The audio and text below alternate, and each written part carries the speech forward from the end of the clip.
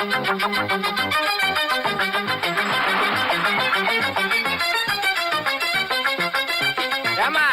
ஓட்ட பந்தயத்துல இருந்து ஓடி வானா இது வரைக்குமா ஓடி வர்றது?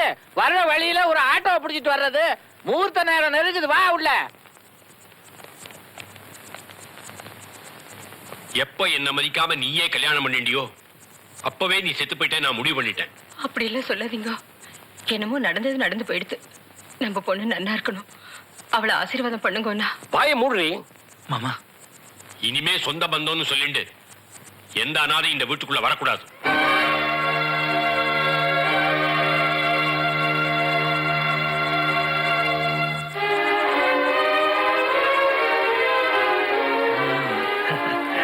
தண்ணி வேணுமா?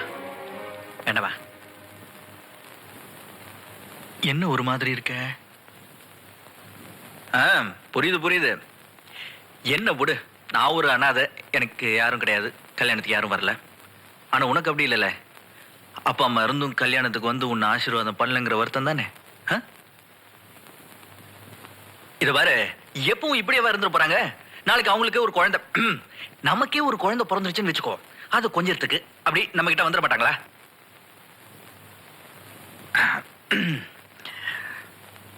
இப்போ அவங்க நம்ம கிட்ட வரணும்ல, அதுக்கு நம்ம என்ன பண்ணணும்? ஒரு பேரனோ பேத்தியோ அவங்களுக்கு கொடுக்கணும் இல்ல? அதுக்கு நம்ம என்ன பண்ணணும்? புரியலையா? இல்லையா? அது வந்து அது வந்து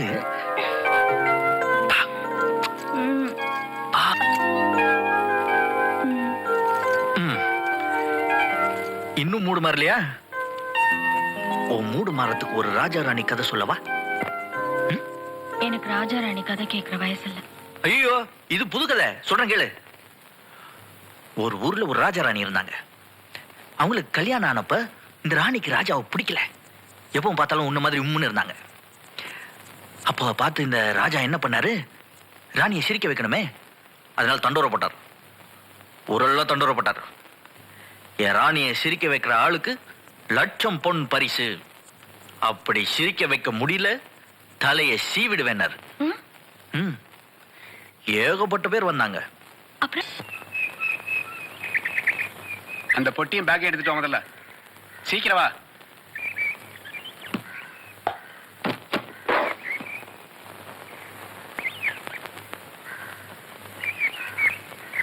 என்னப்பா அது?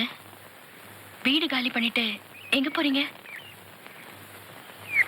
என்னம்மா அதெல்லாம்? காயத்ரி, நீ சும்மா இரு. நீ என் பொண்ணுல நேத்திக்கே நான் தலைமொழிகிட்டேன். எந்த சொந்தமும் கொண்டாடின்னு என்கிட்ட வராத.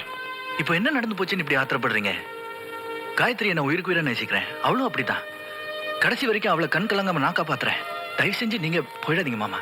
ஏண்டா, எவ்வளவு பெரிய அயோக்கியத்தனம் பண்ணிட்டு என்ன சமாதானம் பண்ண வந்திருக்கியா? கொலங்கோத்தனம் தெரியாத நீ என் பொண்ண கல்யாணம் பண்ணிட்டு எனக்கு முன்னாடியே கொடுத்து நடத்துவ. அத பார்த்துட்டு இருக்கிறதுக்கு நான் ஒன்னும் மானம் கட்டவல்ல. வாடி போலாம்.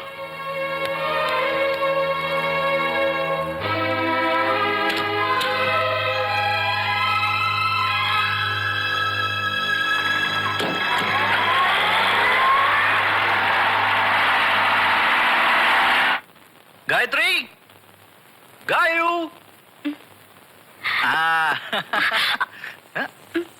என்ன வயிற்று வலியா?